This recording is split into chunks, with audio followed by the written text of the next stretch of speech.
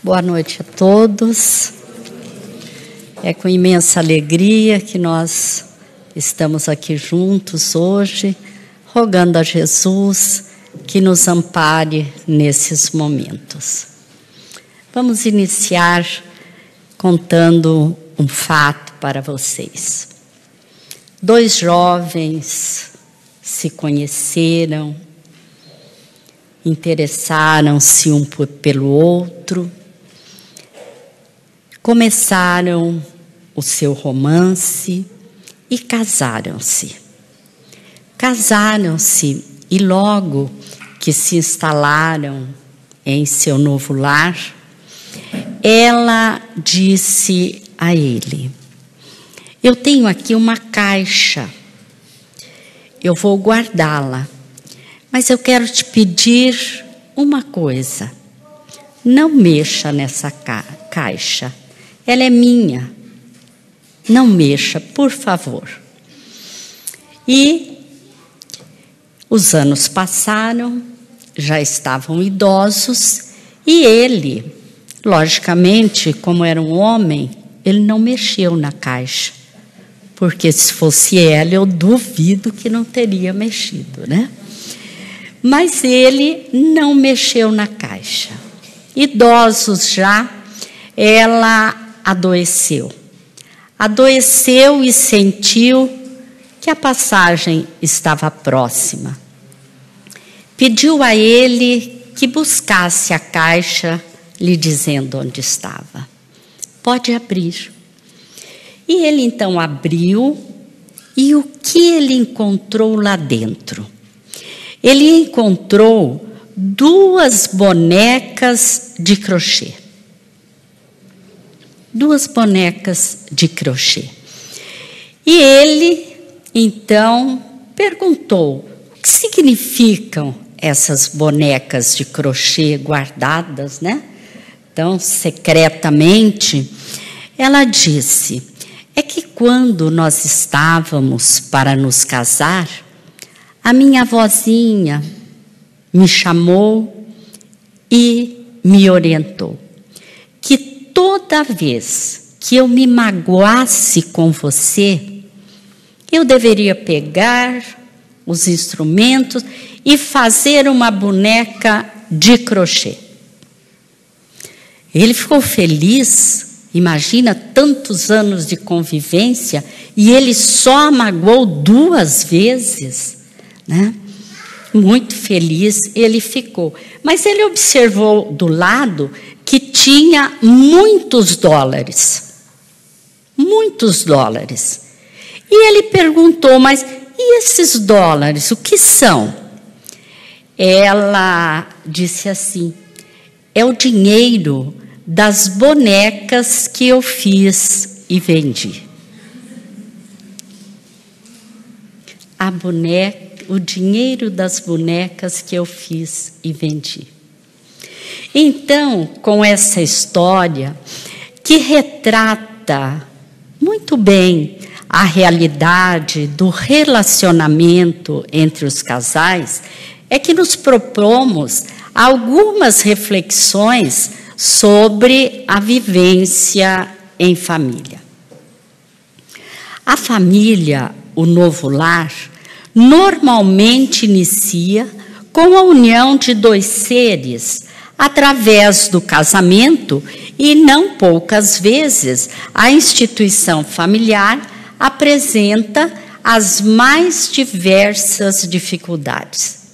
E entre essas dificuldades, a do relacionamento. Então, muitas vezes, nós nos pegamos a pensar: mas por que isso acontece? Será que eu escolhi isso? Será que eu programei isso? E a doutrina espírita nos ensina que quando surge o tempo em que os espíritos desencarnados devam pensar no seu retorno à Terra, costumam os mentores espirituais se reunirem com eles, né? A fim de tratar da reencarnação. Temos que considerar que essas reuniões só se dão quando se trata de espíritos com maturidade suficiente para compreender e planejar o melhor para si na sua caminhada evolutiva. Caso contrário, equipes espirituais especializadas o fazem por eles. Então, assim, é feita a avaliação de todas as conquistas, das virtudes, as ações complicadas ou complicadoras que são trazidas das reencarnações anteriores.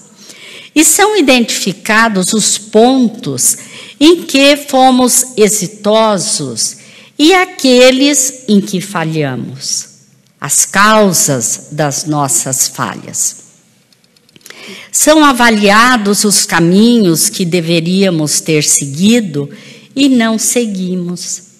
E essa avaliação nos dá uma visão das nossas necessidades para o progresso que deverá ocorrer.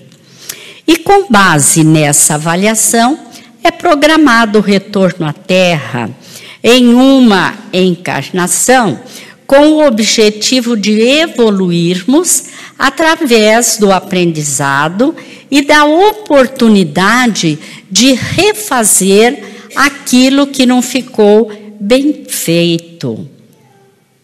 Porque ninguém renasce para errar. Toda reencarnação é programada para que aquele espírito seja vitorioso. E nessa programação fica então estabelecido com que tipo de indivíduos nós deveremos nos encontrar para melhor aproveitar a reencarnação. E é muito comum em nossas reflexões, insatisfeitos com a vida, ficarmos a cogitar em como seria o meu marido ideal. Esse me dá tanto problema. Que bom se ele fosse assim, assim. E ele também. Poxa, eu podia bem ter encontrado uma moça assim, né? Os filhos. Tem tantas mães cujos filhos são tão amorosos, tão dedicados. Os meus não é verdade? A sogra, quanta gente reclama da sogra, né? A profissão, o lugar em que se nasceu, né? E ficamos pensando como eu seria feliz se, né? Esse ser está sempre presente. E não nos damos conta de que, para a evolução espiritual, o ideal não é aquilo que vai nos dar a felicidade imediata, agora, mas sim aquilo que vai nos ajudar a resgatar as falhas do passado, a conquistar virtudes e méritos.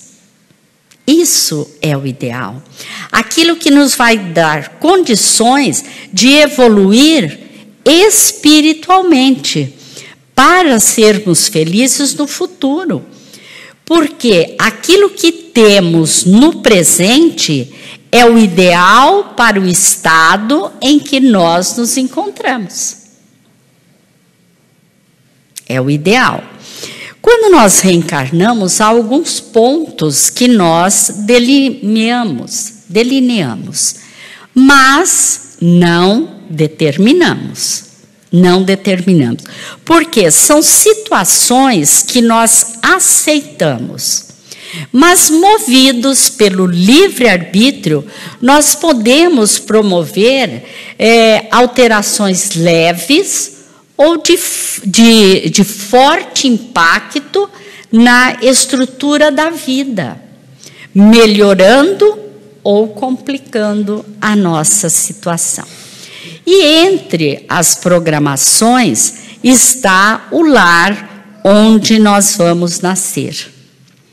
Já que a família terrena, ela tem importância fundamental no processo de reencarnação de cada espírito.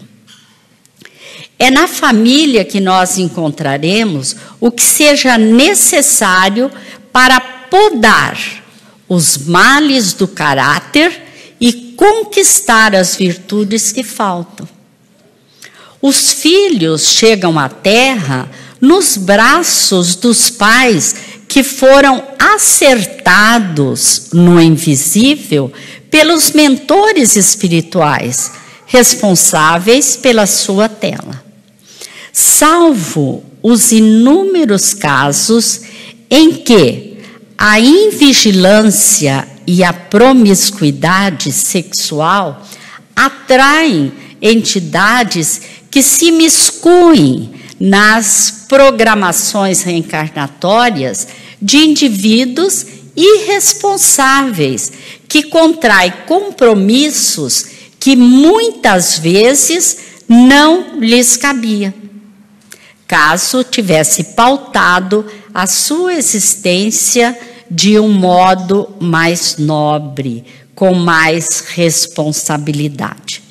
Mas mesmo nesses casos, as experiências vividas nesta situação podem ajudar no progresso da mesma forma, quando ele terá a oportunidade de aprender com os próprios erros.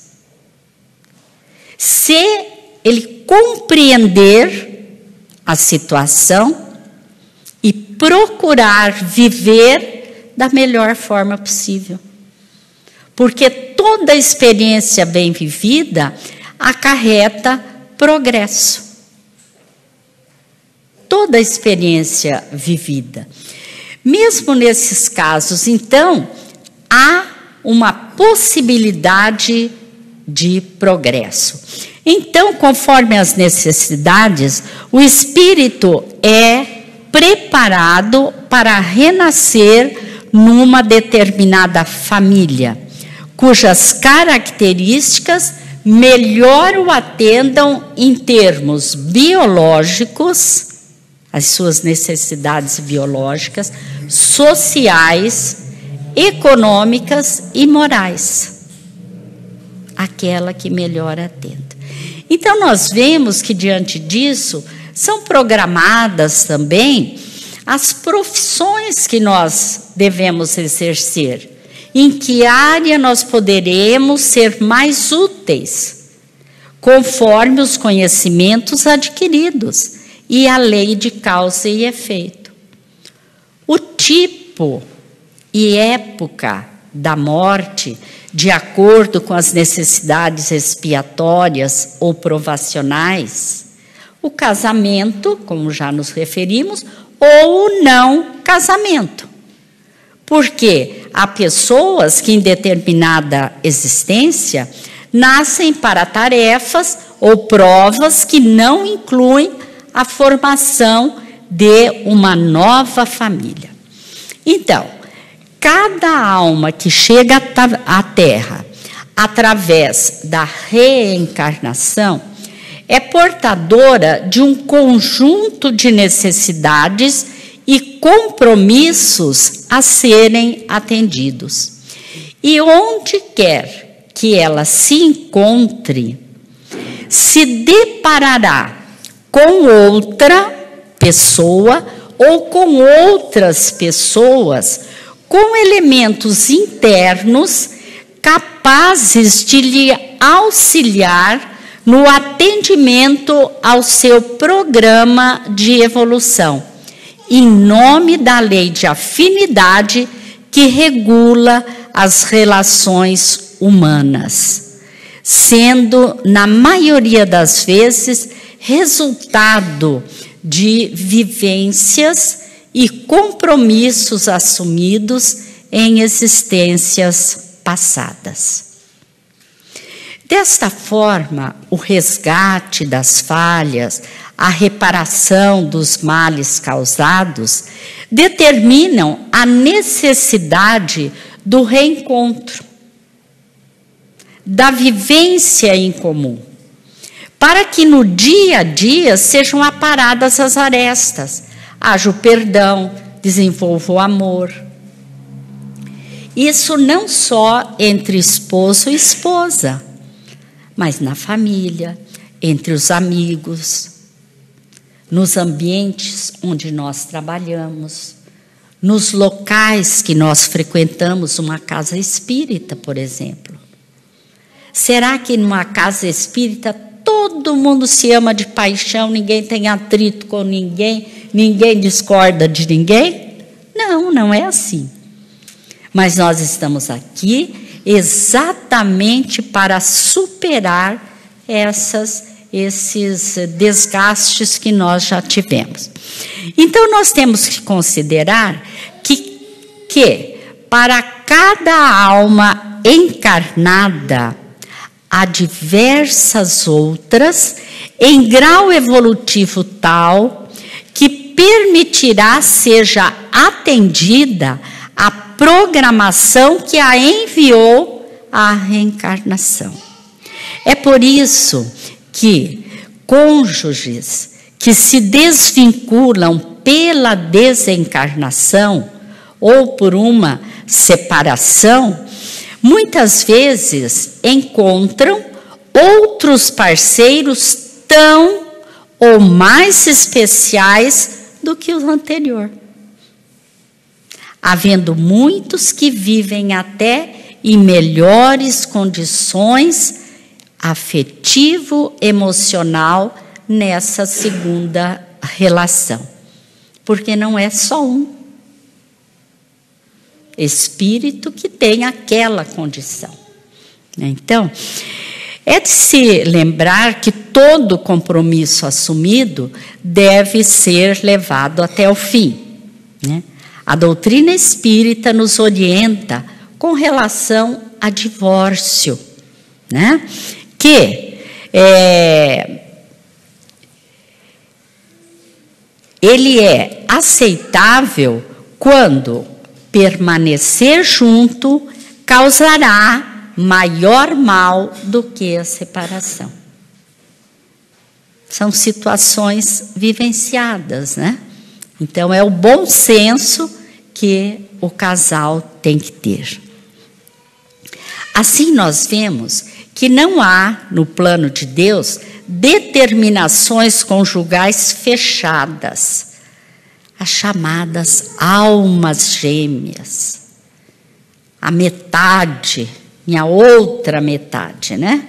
Não existe.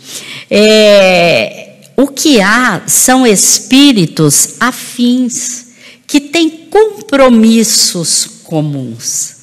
E o reencontro, então, vai proporcionar-lhes a oportunidade, a facilidade, né, de dar conta daqueles compromissos. Mas, se por algum motivo não ocorreu a união programada com aquela alma, haverá outra em grau evolutivo tal que lhe permitirá atender a programação que a enviou naquela reencarnação. E é por isso que quando a gente encontra uma determinada pessoa, né, o coraçãozinho bate mais forte. Um grande número de pessoas que estão aqui vivenciaram isso. O coração bateu forte. É ele, é ela. Não é mesmo? E era mesmo. Mesmo que não sejam felizes depois. Era ele, era ela, com quem teríamos que conviver para dar cumprimento ao que planejamos. Porque não planejamos apenas, né, viver as 1000 maravilhas. E na questão 695, Allan Kardec perguntou o que representa o casamento no contexto da humanidade. Vejamos bem, o casamento é um progresso na marcha da humanidade. A sua abolição seria uma regressão à vida dos animais. O casamento constitui um dos primeiros atos de progresso nas sociedades humanas, porque estabelece a solidariedade fraterna. Implica num regime de vivência, pela qual duas criaturas se confiam uma à outra no campo da assistência mútua e que, embora em condições diversas, se observa entre todos os povos. Entre todos os povos. É uma experiência de reequilíbrio das almas. De reequilíbrio. Na questão 775, nós vamos encontrar que a família é abençoado instrumento que ajuda no combate ao egoísmo. A maior chaga da humanidade, o egoísmo. E o casamento vem ajudar a vencer o egoísmo. A moça, o rapaz, só pensava nele, nela. Eu vou trabalhar porque eu quero comprar isso, eu quero ter isso, eu, vou comprar isso, aquilo, vou estudar. Mas após o casamento, ele não pode mais pensar só nele. Tem o outro. Tudo que vamos fazer, precisamos pensar no outro, sim, para que a convivência seja fraterna. Depois vem os filhos. Aí nós ampliamos mais a nossa doação. Tudo de melhor é para eles. E quando vem os netos, aí complica de vez. Porque o neto, aí nós queremos dar mais. Queremos dar mais, é o período em que nós temos mais tempo, teoricamente, né? Mas é uma ampliação, né, da nossa doação, né?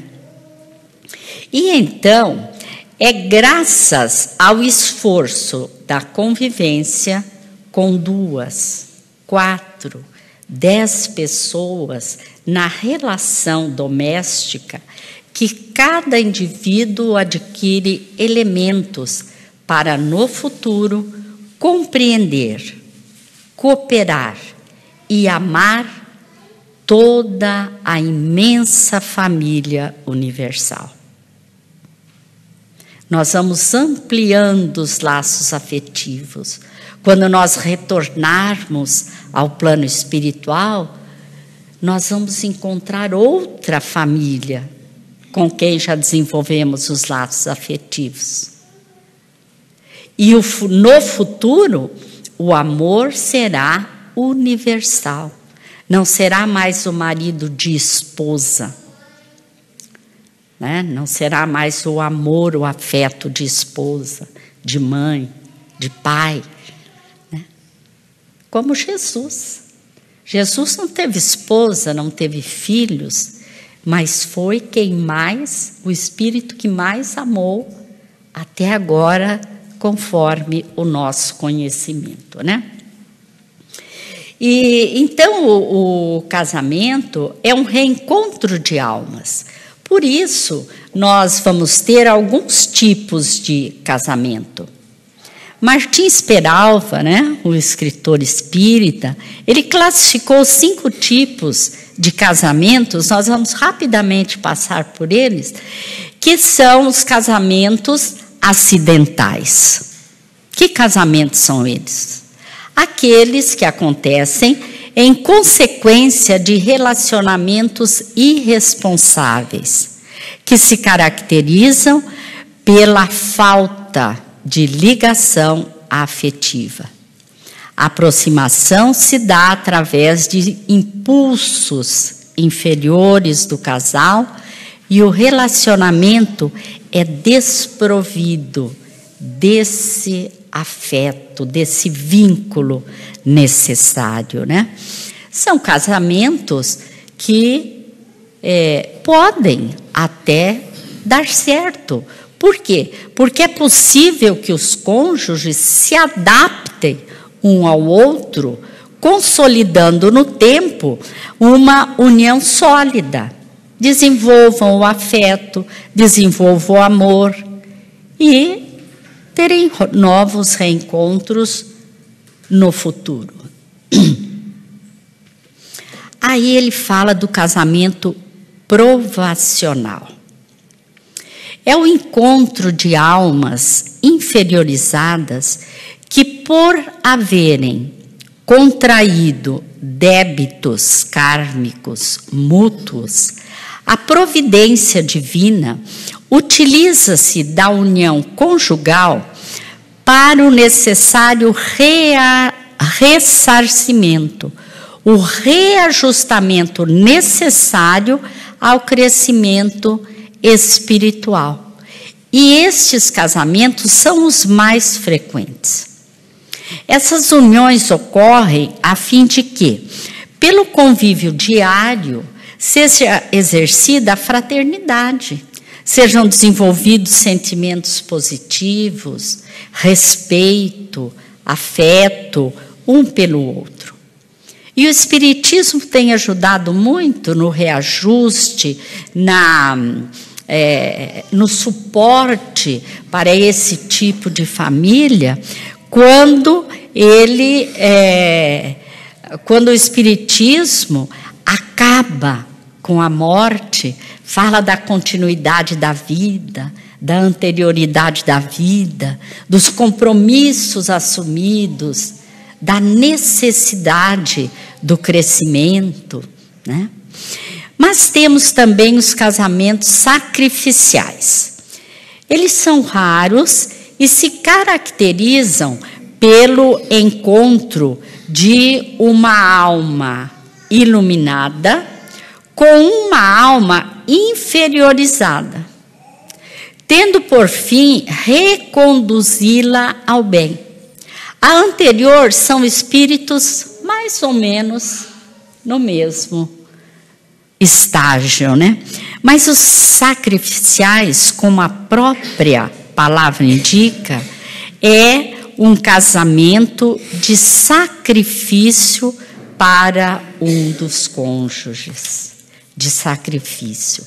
É por isso que nós vemos mulheres delicadas, ternas, virtuosas, que se casam com homens ásperos, grosseiros, de sentimentos mesquinhos. Mas também vemos homens bons, compreensivos, com mulheres de sentimentos inferiores. Isso ocorre por quê? Porque quem ama não consegue ser feliz deixando para trás, torturado e sofrendo, aquele ser que ama. Então, com muito sacrifício, ele vem para auxiliar o outro. Temos os casamentos afins, que é o encontro de almas amigas, com o objetivo de consolidar afetos, aprimorar o amor que já nutrem um pelo outro e auxiliarem-se na caminhada evolutiva. O quinto tipo de casamento são os transcendentes. Esses são muito raros. é o encontro de almas iluminadas, com objetivos elevados, para trabalharem juntas com fins altamente construtivos. Estão acima de quaisquer vulgaridades terrestres, acima das emoções inferiores. Eles vivem o amor. Um exemplo de casamento transcendente é o de Allan Kardec e Amélie Boudet. Que Amélie Boudet, embora o seu nome não seja citado na codificação, a sua participação e apoio na vida de Allan Kardec foram fundamentais para o cumprimento da sua missão. Em todo momento, ela esteve ao seu lado. Em todos os momentos. Então, no relacionamento diário, muitas vezes os casais não se dão conta dos desgastes que ocorrem no relacionamento. E Joana de Ângeli traz uma mensagem em que ela dá como título Sinais de Alarme. Também vamos apenas citar, né? Silêncios injustificáveis quando estão juntos. Tédio inexplicável ante a presença do companheiro ou companheira. Ira disfarçada quando o outro emite uma opinião. Saturação dos temas atuais. Um vai para lá, ler o jornal, agora nem tem mais jornal, né? O celular ou televisão, o outro vão para outro a fazer. Irritabilidade, sempre que se aproxima do lar. Desinteresse pelos problemas do outro. Falta de troca de opiniões. Falta de buscar um no outro a solidariedade. Atritos contínuos capazes de provocar agressões. Então, daí surgem a irritação e o ressentimento, o cansaço e o desapego.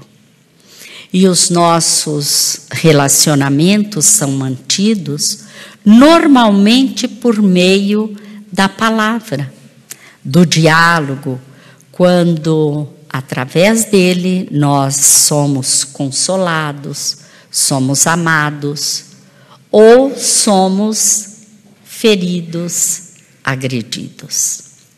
Por isso, o diálogo deveria ser o elo de entendimento entre as pessoas. Muitas vezes é um dos fatores que desencadeia em desentendimento entre a família. Por quê? Porque cada um está voltado para si, sem procurar compreender os porquês do outro. Então, é o marido que não se preocupa com todos os afazeres que a esposa tem, todas as responsabilidades para com o lar, para com os filhos, e ainda trabalham fora. A esposa fica nervosa porque o marido vai trabalhar no final de semana. Fica muito irritada. Mas ela não se dá conta que ele está sobrecarregado, com serviço para entregar na segunda-feira. E os filhos? Por que aquele filho é tão chato? Por que que é tão irritado? Por que que não me respeita? Então, procurar compreender exatamente o outro. Compreender o outro.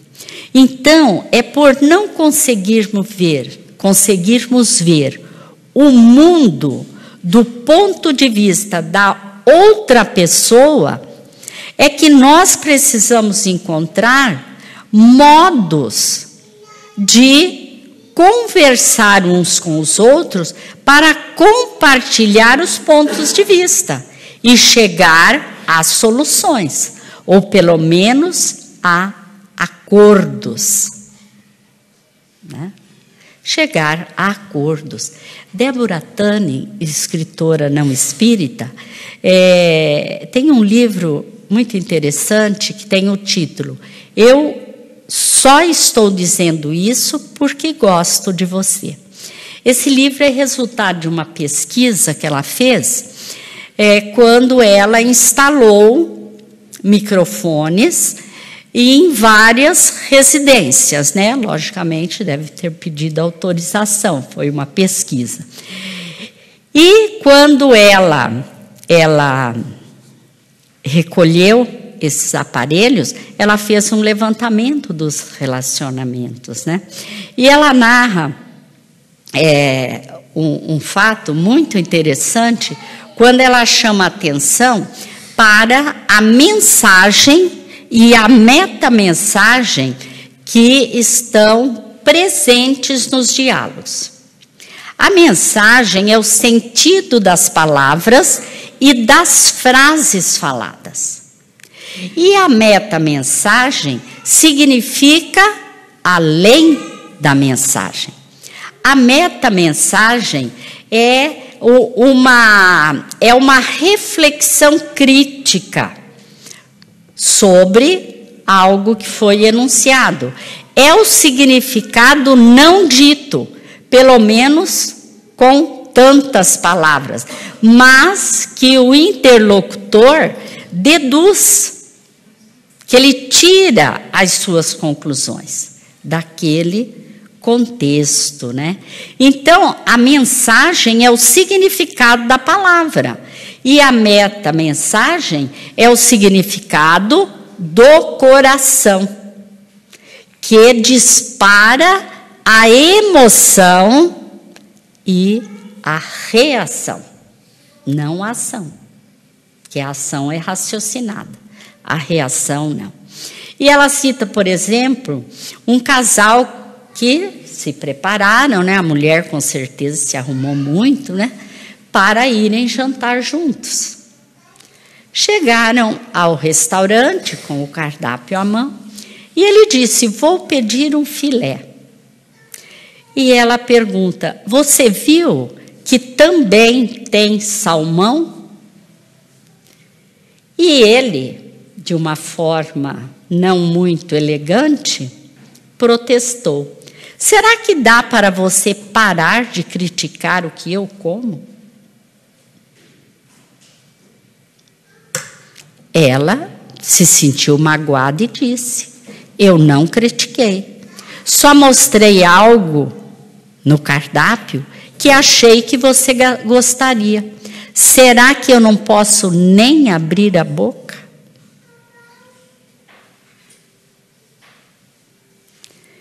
Bem, se ele teve essa reação, por certo, ele já havia sido criticado em outras situações, né? Então, ele reagiu à metamensagem. E ela também, né? Será que eu não posso nem abrir a boca? Ora, ele devia implicar um pouquinho com ela, né? Então, reage-se à metamensagem. Então, como resolver isso, esses entrechoques que acontecem? Exatamente distinguindo o que é mensagem e o que é metamensagem. Quando alguém me diz alguma coisa e eu vou reagir, espera lá, será que é isso mesmo? Vamos ter mais paciência, né? Vamos ter mais paciência. Vamos ouvir mais. Vamos utilizar um diálogo direcionado. Sentar para conversar sobre o relacionamento. Sobre o relacionamento. Como está o nosso relacionamento? Né? Bem, eu tenho um exemplo, assim, pessoal. Vou fazer questão de falar, nós já estamos quase no horário, né? Certa vez eu falei para uma pessoa alguma coisa mais ou menos assim. Você precisa comer menos. Você está engordando muito. E eu não me lembro bem como ela respondeu, mas ela respondeu mais ou menos assim: como é bom ter alguém que se preocupa com a gente.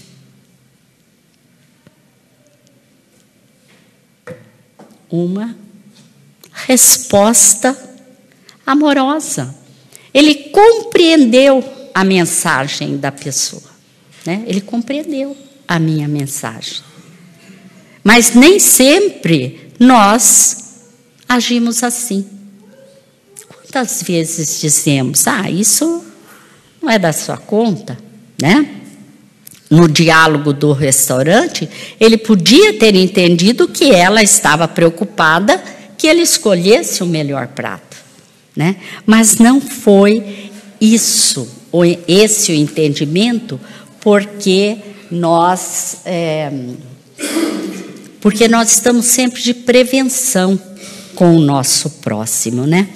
Então nós vemos que a família não é apenas um foco de lutas e problemas, é também uma fonte geradora de paz, de amor, de felicidade, quando há o respeito de um pelo outro, quando um compreende o outro, quando um apoia o outro. Não é apoiar o erro, é apoiar. Ele errou, o outro errou. O que aconteceu? Por que você agiu assim? O que podemos fazer para mudar, né? Viver de forma simples, criar um ambiente acolhedor no lar. Quando os membros da família têm vontade de voltar para casa.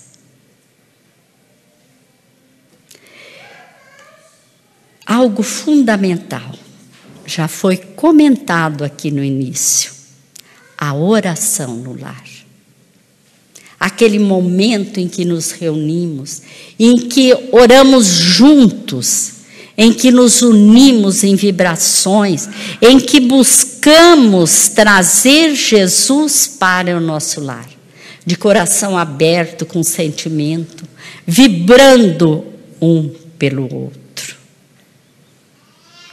É muito importante cobrar mais de nós e menos do outro, porque a harmonia depende mais do que damos do que daquilo que nós cobramos. Nós vamos encerrar nos lembrando de Joana de Cusa. Joana de Cusa era casada com um alto funcionário de Herodes, mulher de muitas posses, tinha a seus serviços inúmeras criadas que a serviam com zelo. Possuidora de verdadeira fé, ela ouvia as pregações de Jesus. Vivia em uma infinidade de dissabores, porque o seu companheiro de lutas não aceitava as claridades do Evangelho, não tolerava a doutrina do Mestre. Dividia as suas preferências religiosas, ora com os interesses da comunidade judaica, ora com os deuses romanos, o que lhe permitia viver em tranquilidade fácil e rendosa. E essa atitude dificultava muito o relacionamento entre os dois. Certa vez, ela foi à procura de Jesus. Foi à procura de Jesus e lhe confiou os seus temores, as suas lutas, os seus desgostos no ambiente doméstico, as amarguras em face das divergências religiosas existentes entre ela e o companheiro.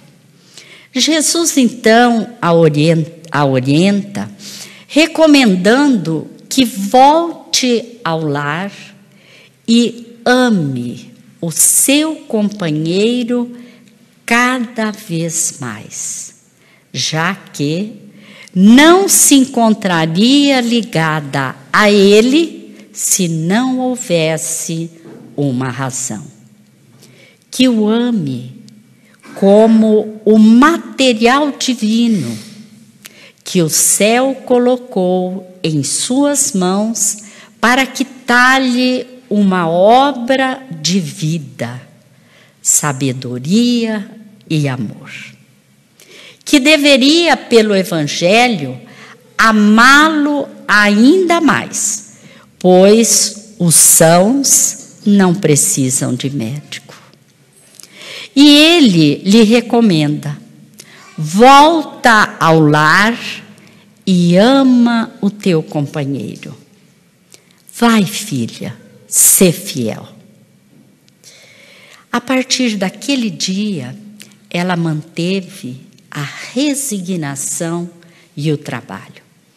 Procurou esquecer as características inferiores do companheiro para observar o que ele tinha de bom. Porque ninguém é totalmente má. Sempre temos algo de bom, né? Mais tarde, o céu lhe enviou um filhinho. Os anos passaram e o esforço perseverante lhe multiplicou a fé. Mas, vítima de perseguições políticas, o ex-intendente de Antipas voltou ao plano espiritual, deixando-a sozinha com o seu filho. Joana suportou os dissabores mais amargos. Então, ela procurou trabalho para se manter com o filhinho. Cheia de alegria sincera, a viúva de Cusa esqueceu o conforto da nobreza material. Dedicou-se aos filhos de outras mães também e lutou para que o seu filho tivesse o pão de cada dia. No ano 68, quando as perseguições ao cristianismo eram intensas, nós vamos encontrar num espetáculo de circo uma velha discípula do Senhor, amarrada ao poste do martírio, ao lado de um homem novo, que era o seu filho. Um executor das ordens imperiais passa por eles e exclama: abjura, abjura. E a discípula do Senhor contempla o céu sem uma palavra de negação ou de queixa. Então, o açoite vibra sobre o rapaz, que exclama entre lágrimas: repudia Jesus, minha mãe. Não vês que nos perdemos? Abjura por mim, que sou teu filho. Pela primeira vez, dos olhos da mártir escorrem lágrimas abundantes. As rogativas do filho soam como espadas a lhe retalharem o coração. Ela ouve aqueles gritos, recordando a existência inteira, as cenas da sua juventude, os primeiros anos do casamento, os dissabores, as alegrias da maternidade, as lutas, a viuvez, as necessidades mais duras. Mas em seguida, ela recordou-se de Maria, que vendo seu filho crucificado, soube conformar-se e pareceu-lhe ainda ouvir o mestre lhe dizer: vai, filha, sê fiel. E então, possuída de uma força sobre-humana, ela exclamou: cala-te, meu filho. Jesus era puro e não desdenhou o sacrifício. Saibamos sofrer na hora dolorosa, porque acima de todas as felicidades transitórias do mundo, é preciso ser fiel a Deus. Em poucos instantes, as labaredas tomaram conta de seus corpos. Os algozes cercaram-lhe de impropérios e um lhe perguntou: o teu Cristo soube apenas ensinar-te a morrer? E ela ainda teve forças para murmurar: não apenas a morrer, mas também a vos amar. Nesse momento, ela sentiu a mão do mestre a tocar-lhe suavemente e escutou a sua voz carinhosa: Joana, tem bom ânimo, eu estou aqui. E ela, então, triunfante, transpôs o pórtico da morte para adentrar a verdadeira vida. Que Jesus nos abençoe para que nós tenhamos a força necessária para vencermos os embates da vida.